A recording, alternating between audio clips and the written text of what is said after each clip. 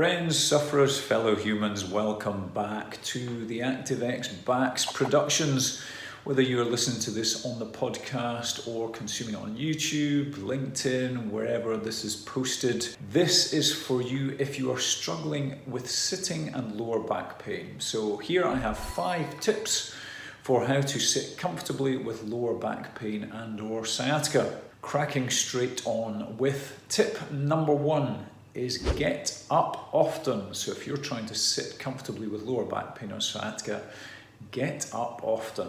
Now, I'll get into the detail in a moment of how frequently to get up, but certainly the relevance of this, because you may well have heard this before, but still slightly puzzled over why this is so important.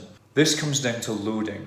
For many people, and I think at our last survey or audit that we did, 72% of the people that we see in clinic, when we ask them which is the most uncomfortable thing you can do, sitting, standing or walking with lower back pain and sciatica, it's sitting or getting up from sitting. And then if you dive a little bit deeper, people will admit that the longer they sit, either the more uncomfortable it becomes or the worse they are when they get up. So this is about duration. Duration is a huge factor. It's called sustained loading. If you stay in one position for a prolonged period of time, those tissues, whether it be muscles, ligaments, tendons, disc, whatever, they slowly stretch and strain and eventually they fatigue. And if you keep going, they can get to the point where something tears. So getting up and moving often is super important to minimize the risk of that sustained loading, ultimately leading to fatigue and of course pain. So get up often. How often? Well, ultimately it depends. The broad rule I always use, and you'll have heard it a million times before if you've listened or watched my stuff before, is use it but don't abuse it. So use pain as your guide. So if you can sit comfortably for 15 minutes and you're no worse when you get up, but if you sit for 20 minutes and you're really stiff and sore when you get up, then stick to 15. Hopefully, if you are functionally fit and healthy and don't have a persistent lower back pain, then 30 to 40 minutes is probably a good guide. And apparently we struggle to concentrate for much longer than that anyway. So getting up every 30 to 40 minutes and shaking a leg, go for a walk around the room is probably a good guide. So if you're trying to sit comfortably with lower back pain or sciatica, tip number 1 is get up often. Now, tip number 2 is have your hips higher than your knees. Now, this may seem not, I was going to say counterintuitive, but counter guidelines.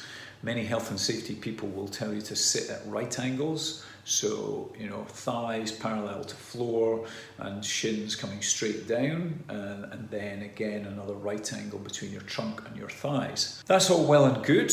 The problem is that for most of us, it encourages your lower back to curve slightly in the direction opposite to its natural curve.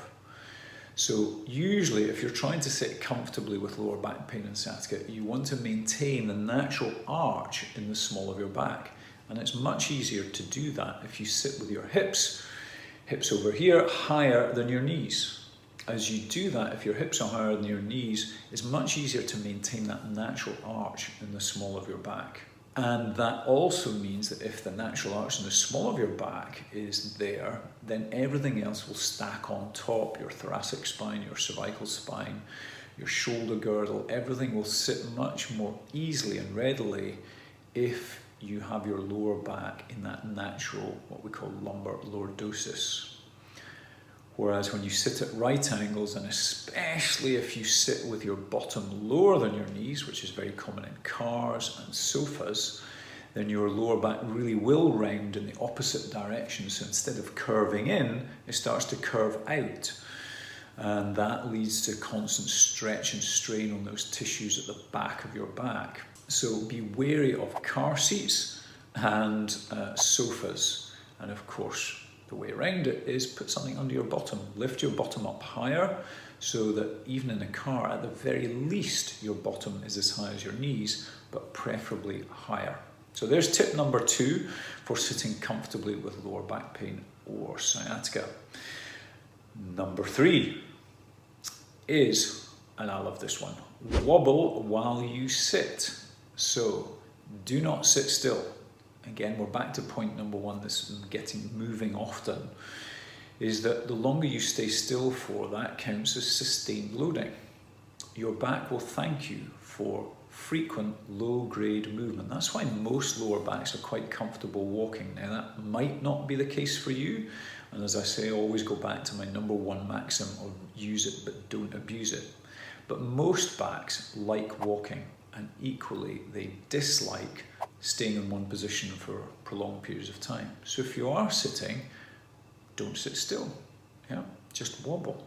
Wobble while you sit. It's a little tune in there. I know I've nearly burst into some sort of strange rap song in the past about wobbling while you sit. Not an actual rapper, so we'll leave that to the experts. So wobbling, really it's not so much about, it's not meant to be an awkward thing, it's just a nice easy motion. And you can see I'm standing as I record this, or maybe you can't see if you're listening on the podcast. But certainly it's a nice, easy, flowing motion.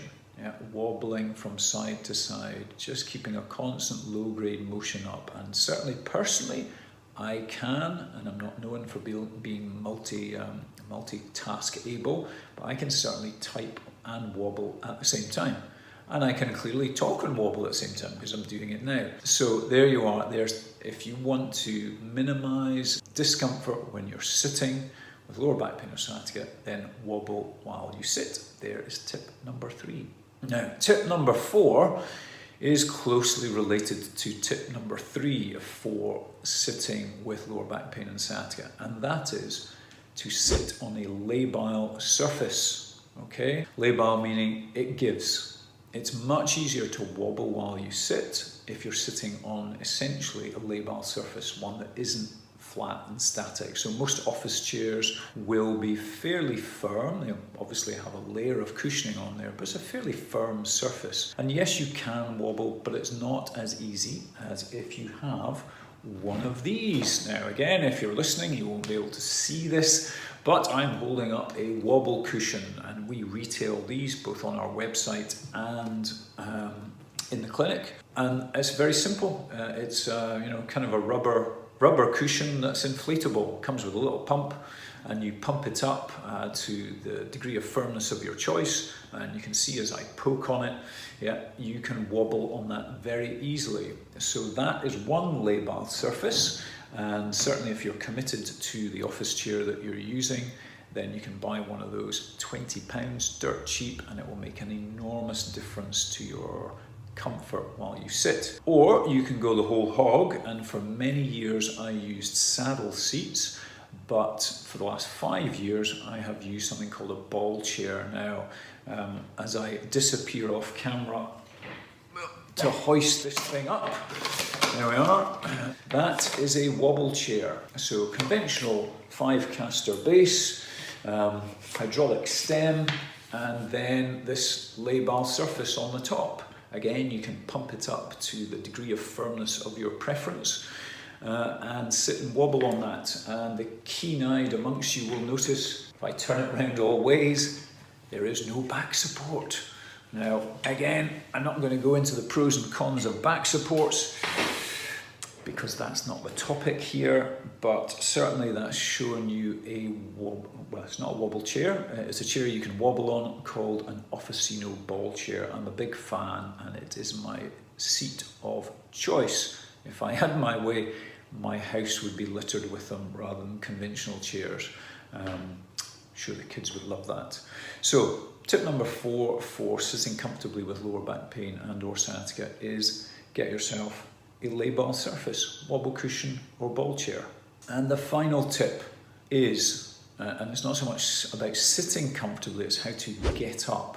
So if you have been sitting, or however long you've been sitting for, people frequently experience little grabs of pain as they get up from a chair. Now, partly that may be because you've sat for too long, so we're back to this duration issue, but it's also the method of getting up from the chair that matters. So, how do you do it, Gavin? How do you do it? So what you do not do is, from classically sitting at the back of a chair, is sort of lunge forwards, throw yourself forwards. or even lean slightly forwards, I would recommend you do not do that. The best way to get out of the chair is to shuffle your bottom to the front edge of the chair and then to stand straight up. So at no point do you have to lean forwards to get out of that chair. So again, can't see this if you're on the podcast, but as I turn side on, what you shouldn't be doing to get out of a chair is leaning forwards. Shuffle forwards and then stand straight up. Okay? If you need to, you can put your hands on your thighs and push down on your thighs. That might make it easier for you to stand straight up. But fundamentally, the most important thing is to stand straight up. Now I'm going to add to that. So think of this as a bonus extra. Before you attempt to stand up, just sniff. Take a sharp sniff in and hold it.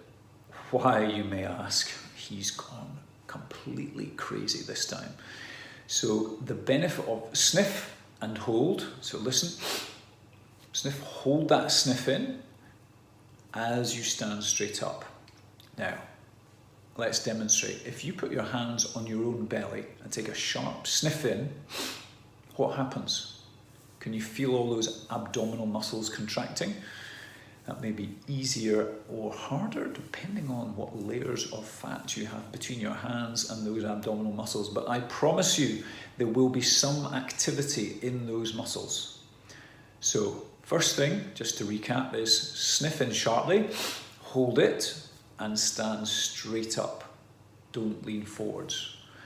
And that will enable you to get up much more comfortably from a chair than you will have done in the past. So there we have it, my good friend. 5 tips for sitting comfortably with lower back pain or sciatica. Number 1, get up often. 2, hips higher than knees. 3, wobble while you sit. 4, do it on a labile surface. And 5, sniff in and get straight up. There we go. I look forward to seeing you in the next exciting installment of ActiveX Backs. Thanks for listening. Thanks for watching.